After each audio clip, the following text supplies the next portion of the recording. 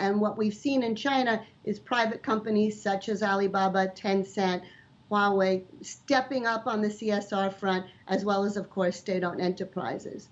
Nonprofits are covered in the new new security legislation in Hong Kong.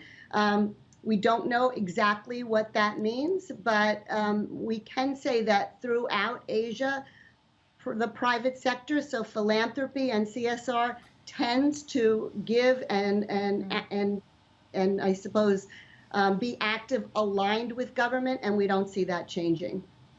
Do you think the PPP, which is a public-private partnership model, can work when it comes to philanthropic efforts? Because that's been a defunct model considering all the other sectors that have tried to implement it, getting the private sector on board with the government agencies.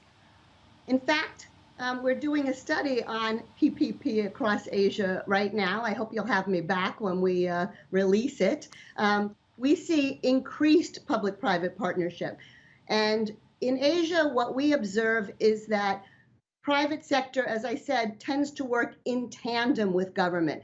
And there are many aspects of how that happens. So our study looks at the different strategies where that is happening, but in every Asian economy, increased coordination and collaboration across the sectors is becoming the norm.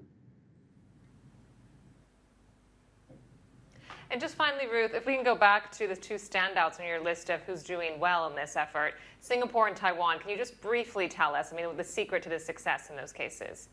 Well, the secret for Singapore is that they have an extraordinary 250% tax subsidy for both individual and corporate giving. We think that's the highest in the world. And Singapore, as you know, has a very low tax rate anyway. So why is it important that they have a 250% subsidy? And we think it's because signaling from government really matters. It's government saying, we want you to engage in this way.